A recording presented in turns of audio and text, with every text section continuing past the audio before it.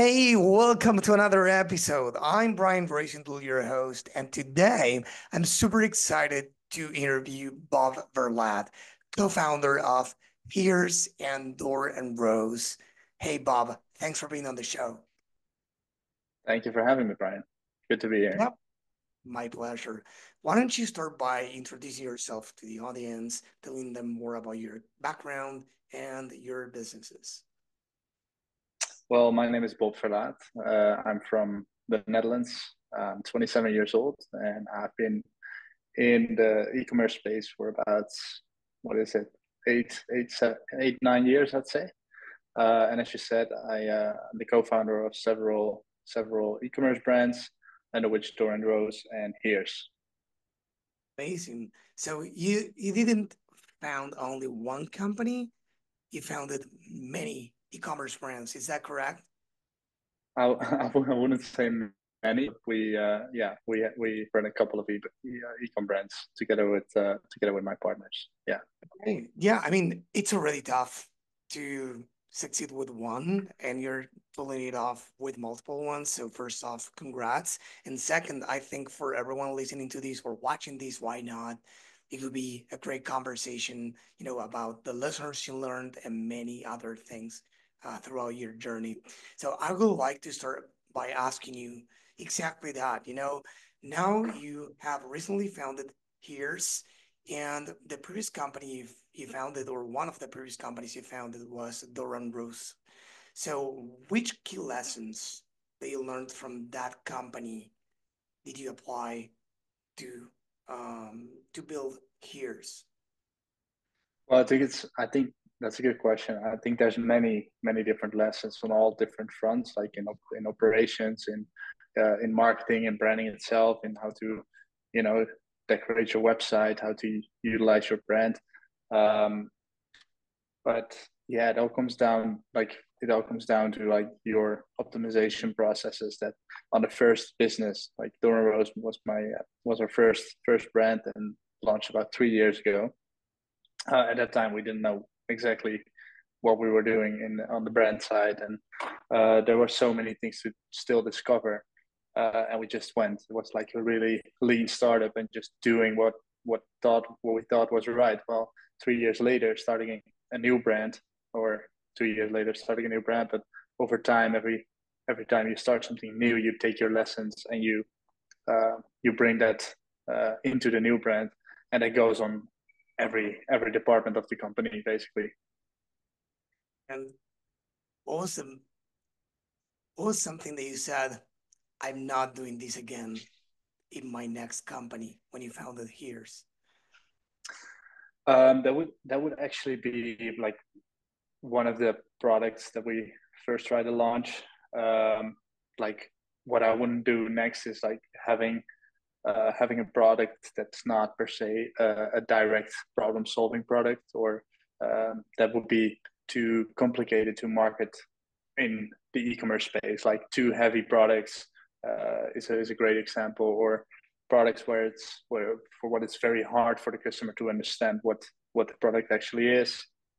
Um, yeah, and a big part of the operational or how to run that business. What I wouldn't do next is focusing on what I wouldn't do in a new company was focusing on so many different channels. Like first try to focus on one specific acquisition channel and be perfectly good at it before you expand to any of the other. That's one of the rookie mistakes that we have made in the past as well. That makes sense. And what about product market fit? Because that's something we discuss pretty often on this show. Because many brands, spend sometimes months or years trying to better understand whether there's a fit for their product or trying to improve the product so there's a better fit for it. So, did you Mhm. do anything different when you create Here's compared to what you did for Dore and Rose? In terms of product market fit, I think the strategy was the same. Like when we first launched our first product, we just launched a product. And I also feel like if you think if you think your product is finished, then I think you launched too late. Um, because there's always adaptations to either your service, your brand, or your product that need to be developed. And even still, we can always make a product better, even for Dore and Rose, even for ears. There's always something um, to optimize for it. But in terms of market fit, um, it's not that I'm launching products that didn't exist before. There have been silk pillowcases before. There have been silk sleep masks before, and there have been earplugs before. So it's not that it's a completely new product that you have to test, because people are already using it and buying it from competitors. The thing that's important is how to make your product stand out from what's already there in terms of branding, product design, uh, and your marketing, I'd say. Yeah, I mean, even though it's great to invent new products or to come up with something really, really different from what's out there, and in some case, many entrepreneurs pursue that path, and that's amazing. In your case, like many others, we can prove that it's not necessary to build a thriving business, right? You can sell something that is not completely different that compared to what's out there, but in this case, and even more in 2024, it's not, 2020 or 2021 anymore, which we could call, or some would call, the golden days of e-commerce in the recent Mhm. era, let's say. So how do you, in this context, stand out from your competitors? What did you do in your case to to stand out? So, so a big part would be for both brands actually, or for any product that we launch, will be to look at competitors and to see what they're doing. To see, like, what we did specifically was just like checking the Trustpilot reviews, for example, looking at the 4, 3, and 2-star reviews, seeing what were what was the actual feedback of their customers, and see how we can make a product or slightly adapt an existing product into something that does fit the customer's needs. Um, and that's your product development, right? That's how you know how to create something that's different from competition, that will eventually be more in favor of your potential customer. And About that's something we've done. That's one of the many examples. Yeah. Okay, what about branding? What about, I don't know, did you pick a niche to be like the only one in that category or talking to those people, or did you go broader? Yeah, Yeah, so as you can see from our brands itself, they are pretty niche. We have basically one or two products that really stand out for that brand. So it is a niche. These are niche brands by itself. But even within that, you have to pick your first target group, right? You can make earplugs, but you can make them for the music industry, or like for the people that party with them. You can make them for sleep. You can make them for focus, anything related to any place you can wear earplugs. But even for that part, we do pick a niche, and in this case, as yours is just 3 months old right now, we picked the music niche, and it had multiple reasons. Also because we were planning to launch it right before summer, but it's also a great niche to get awareness for. It's a rising market, a rising niche to wear earplugs at music festival concerts, or any type of music event.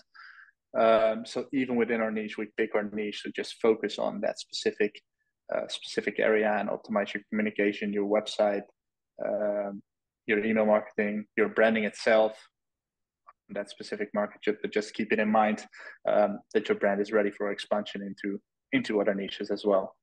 Yeah, I mean, because I love your take on this, but based on what I've been discussing, with many people already, what you said, in what you said, we can find the difference between a vehicle and a solution.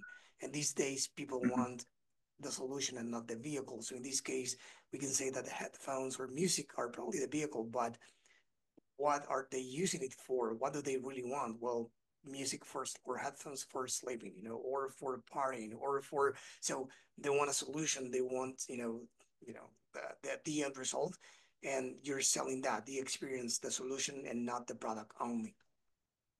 Oh, exactly. That's something we definitely do in any type of communication and as a brand as well, to always market the solution instead of just the product. Like there's many great founders that show multiple examples of this. Um, but it's that's what you got to sell. You got to sell the solution, your better solution to an existing problem, and not per se selling the product. I'd love to start talking now about customer acquisition if you want. So back in the day, a few years ago, when you created Dore and Rose, we had one scenario in the, let's say, advertising space. It was already, let's say, what year was it? Like 2022 or 2021 when you created the brand? Uh, could be. I think it's 2022. Yeah. Okay, so it was 1 year after iOS 14, which changed the rule for every advertiser and for every channel because we, as advertisers and brands, of course, lost the ability to track as we used to, right? So, did you notice any difference between the time you launched the campaigns for acquiring customers for Dore and Rose and when you did it for Hears? Not per se. Like it was maybe in the very early stage of Dore and Rose, we were also like not. We were used to advertising on Facebook, but it was still a struggle to not to find. The first years of Dore and Rose haven't been like super successful. We saw the responses on the products. We saw like that we had something good in our hands, but making your advertising strategy profitable was a struggle back then. But what did change was how Facebook basically like became smarter over the years, and how targeting specifically to uh, your own audiences turned into targeting by creative, and that's something we still pursue.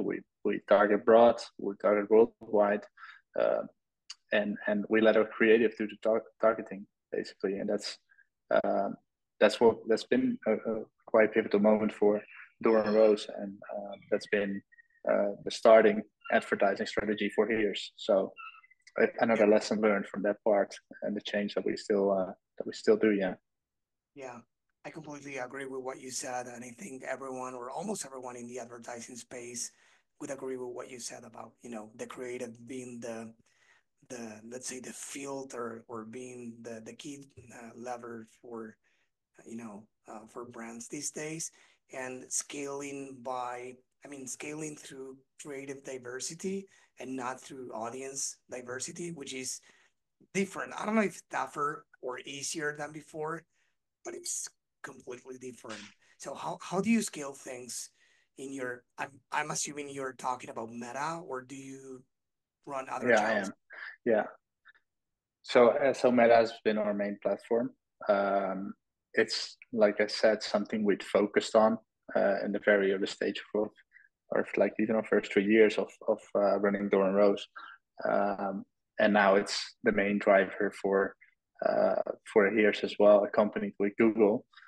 Um, and now it's time for us to where we come in a stage where we don't want to be reliable on just Facebook, and seeing like trying to figure out how to make TikTok work or any other type of paid media or offline marketing to really have that omni channel. Do you start with any other channel already? Sorry, what's that? Did you start with any other ad channel already, like TikTok ads or Google ads or Oh YouTube yeah, ads? we utilize them all. The question is, however, if we make them profitable enough compared to, for example, Meta or Google, and that Right. hasn't, yeah, that hasn't been the case so far. But that's something you'd grow on. What about TikTok shops? Yeah, I heard we just started that, so I cannot I don't have too much to say about that yet because it's just became available in Europe. So for us, that's a whole starting game. Yeah. And it's a whole different game. It's not creating ads. It's like a totally different game. Yeah. Building relationships with influencers, reaching out to them is totally different thing. But yeah, it's I've been hearing mixed results from brands, but it's still pretty new. And but there's a big bet on social commerce. Uh, in the latest issue of the newsletter we have every Wednesday, that launched last week, we announced something that um, it's in line with the direction everything is going with social commerce, which is a partnership between TikTok and Amazon. And it means that people will be able to buy, I mean, or are able as of this or last week to buy on Amazon without leaving TikTok. And That's amazing. that, yeah, Uh, and that chip is that will appear in the For You feed on TikTok, but it's basically coming from TikTok Shop. So Amazon is doubling down on the e-commerce features and putting it on the feed now, including Amazon and other things to come. So yeah, social commerce is here. It's a different game for sure. For agencies, for brands, it's a totally different thing. But I'm sure it will I'm be a game changer for I'm everyone. excited for it. Yeah, I'm Yeah, excited for it. exactly. And one thing you said about acquisition offline, and I wanted to validate it with you and for you to explain this to the audience. You said something like it all comes down to a great product. What do you mean by that? And what did it mean to you and to your brands? Well, like you can have the best marketing you want, obviously, but like I said, it all comes down to a great product. First of all, once your product is qualitative enough and well enough for your customers and to perceive value of your product, um, is great enough, your customers will eventually return, and that's what we noticed as well. Like it doesn't, you can have all the retention tools that you need and like put in all the effort for any customer retention, but eventually it all comes down to a great product. That's my take. Yeah, I completely agree. Someone recently said, that you can have, you can lack all the retention tools in the world, but if you have great product, people will come. Of course, with the right tools, you will make that happen more often and you can control the communication. But it's like in the beginning of, let's say, social media, back in the day when many brands didn't have any social media presence at all. We said that you are already in social media, only that you don't control what they are saying about you.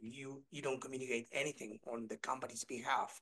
People just talk about you already. So in this case, it's the same. If you're not doing anything proactively about retention, it doesn't mean that there's any retention, that there isn't retention in place. It means that you're not controlling how the retention works for your brand. Exactly, and of course it helps. It's not that like I believe there's a saying where they say like a great product doesn't need marketing. I would disagree because it definitely helps. Um, but that's also a similar reason why we didn't like we created an earplug that's actually visible, that's actually showing, and where people actually talk about if they see it in someone else's ear. I think it's a bit harder with a sleep mask. Um, or a pillowcase. But yeah, that's one of the reasons we did create a product that initiates word of mouth. Um, so we hope that that's also a part of like the product Yeah, itself being part of the marketing strategy. yeah. It's like marketing will sell the transformation story, will make promises, and then the product needs to deliver exactly that or go even beyond. If it doesn't, then you will get a bad reputation, bad marketing, and nobody will buy. You will get refunds and everything will be like that, right? So, yeah, marketing is still needed, but if you don't have a great product, then it's not worth it spending dollars on anything else. So, talking about retention, what do you do at both companies to retain customers? Um, well, we use like obviously the standard tools. We do use Klaviyo. Email marketing is a big part of it. We recently started using SMS marketing, because for both brands, the US is becoming a big market for us as well, which is also like a new tool for us.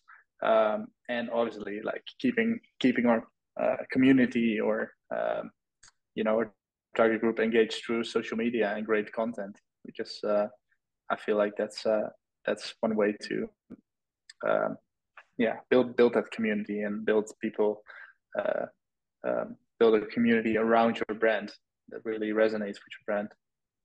Exactly. And you mentioned the US. You are present in multiple markets, right? You're present in the European market and you're present in the US market, right?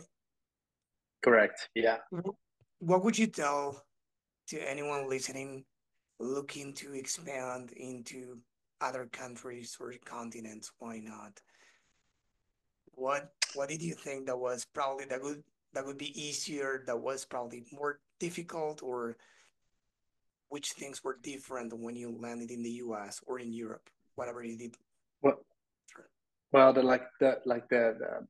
main part of branding is to like create a brand that is not too country specific, and it first comes down to language. Like having English language already covers a big part of the world. If you're looking to expand into multiple countries, like we started with just one country for Dore and Rose as well, but in the end, it turned out that it's not per se our best country. To that, the target audience of that country doesn't per se resonate the best with our brand. We really saw a shift when we put our fulfillment and operations in place to actually reach a global audience and to reach a worldwide, to be able to ship worldwide and to able to deliver your service in a proper way worldwide. And that moment, we saw there's a lot of more countries that are very interested in our products as well. So yeah, like for us, it's been a good choice to start shipping internationally and also have your visibility um, um, like suitable for an international market. And the next step is obviously to actually find out what your best countries are, profit wise, service wise, and optimize those markets in through other channels than just your paid media strategy. Kind of, you know, research on the US market before going there? And if you did, what were the main things that you looked at? Again, just in case somebody in the audience is looking to doing the same and they're wondering, what should I, if I want to go from the US to Europe? I don't know, most of our audience are in the US. So it's like, I want to tap into the European market. Where should I start? What should I do first?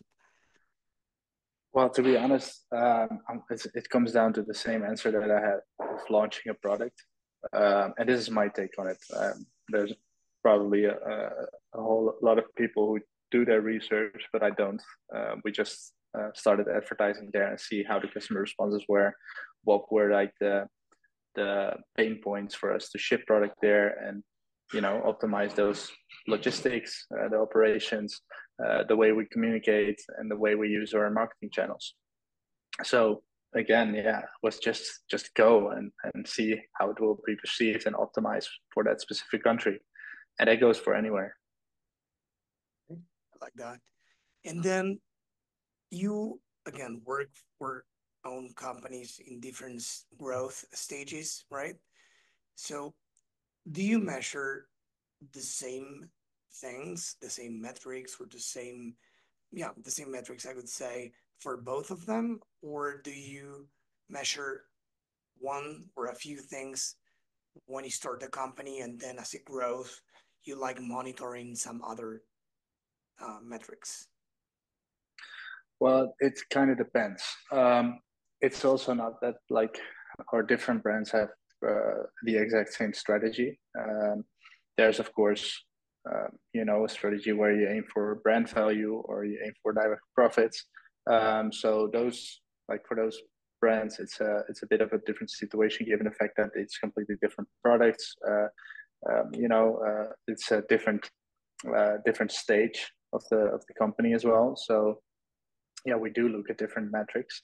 Um, and there's a different metric for each of the departments. Basically, we work with one specific metric for any of the departments in a company, and yeah, between those brands, the current metrics do the type of metric that we use does differ, because like for a brand where you aim on like bringing up the value of the brand, it's not a good idea to look at your uh, the ROAS in the first month, for example. There's a whole another way of um, you know measuring success of that brand. So that changes over time as well, and it changes for each type of product, brand, and strategy of the business model. Yeah, I guess that when we start a brand, we need traction, right? We need to acquire customers and to hear from them, to get their feedback and see if they're happy, if they're not, and then track if they rebuy, if it makes sense for them to rebuy, right? Etc. But then when you are more established, you want them to come back or find a different product for them to come back if it doesn't make sense for them to buy the same, um, and etc. So is Exactly. that Yeah. Yeah, okay? Great. that's one of the metrics. Yeah, that's one of the parts that changes over time. Yeah. And for your brands, what are the main growth levers besides advertising? Um, the main growth levers, like a big part of the growth of those brands, I've already like kind of discussed, but it was like really a shift when we started shipping internationally, and building our business around an international marketing strategy in terms of advertising, but also in terms of like reaching the market and optimizing for each market. Um, so yeah, that's like I would say that's been one of the biggest parts, together with optimizing your margins, better like creating better margins, better shipping, better service. It's all the many small things that create a synergy to a bigger picture. What about licensing? It's something you did, right? Licensing. Yeah. Or What do you mean by licensing? or maybe I'm wrong. Product licensing or brand partnerships, product licensing. It's something we do a lot for here, so like direct brand collaboration. We actually built the product. Like this is one of the products, one of the parts where we made a product like really stand out with, um, and that's been being able to customize it for a specific other brand, Right. um, to leverage their audience, and to also make your product more available to their target audience. They resonate. Their target audience already resonates with the brand, so we put their logo, or that we make your or customized to their branding, which will automatically makes the product more attractive um, to their target audience, and you reach a bigger target audience for yourself. So that's been a big part of like the strategy of Here's from the start. Um, for Dore and Rose is a slightly different scenario. Then one of the last things I have to ask you, because now talking about, those founders who are looking to launching a second brand, they own one, they are happy, but then, you know, they have the opportunity to launch a second one. How do you structure the team, in this case, yourself, your co-founders, to handle multiple brands?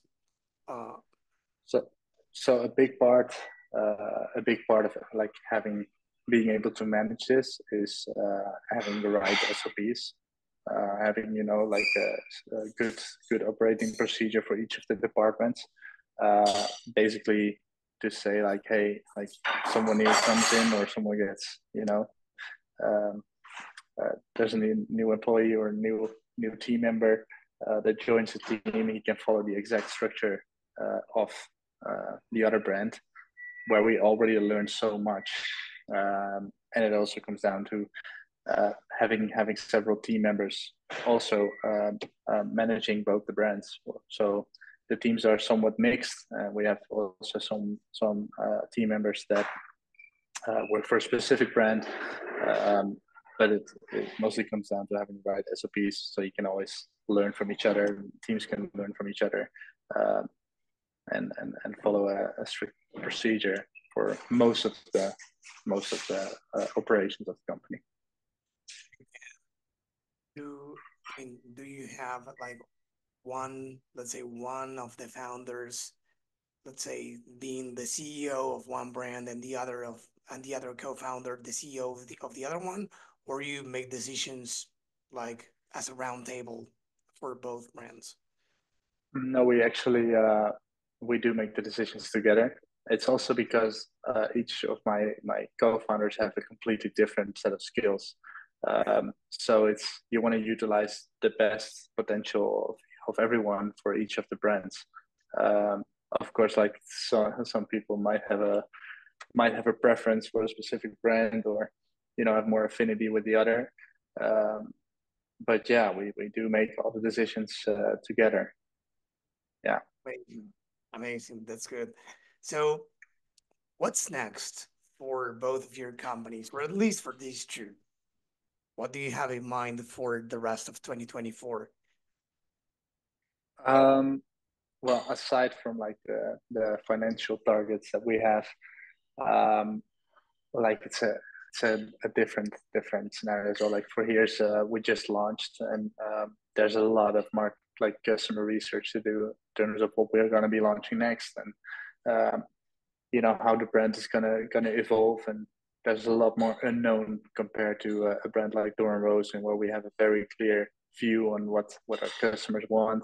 And basically that's what we do. Like we try to find out what our audience wants to see from us, and that's what we're launching. So for the coming months, we'll be launching a lot of new products, and a lot of new yeah, it's going to happen a lot in the company based on our customer feedback to optimize the brand. And I think that's a continuous cycle. Amazing. That's another way of scaling, by the way, for those listening or watching, launching new products. Why not?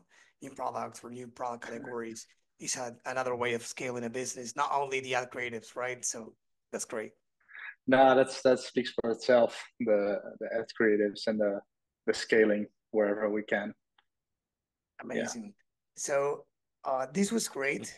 Thank you for all the insights. I think it's very important because we always discuss business growth, acquisition, and retention strategies, but we don't get to chat with a founder like you who owns multiple companies and is present in multiple markets that are very, very diverse and similar at the same time, but diverse as well. So I appreciate every advice you gave the audience, and I'm sure the audience feels the same way. So before we go, I do have one final question, which is, do you have any book that you love that you would like to share with the audience? We put together a list of books mentioned here in the show every single year. So I would love to know if you have any. Um, like the first book I'd recommend would be it's a corny name, but it's Think and Grow Rich by Napoleon Hill.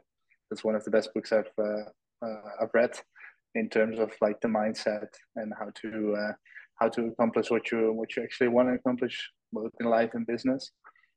Yeah, so that's my pick. Like I'll leave it there. That's a great book for everyone to read, and I highly recommend that one. Amazing. I thought you were going to mention another one. Are you? Or Well, like another one would be more in terms of that came to mind as well. Would be Never Split the Difference by Chris Voss. I Uh, love it. it's uh, it's a great book to read, like for any type of negotiation or any subject in sales. Yeah.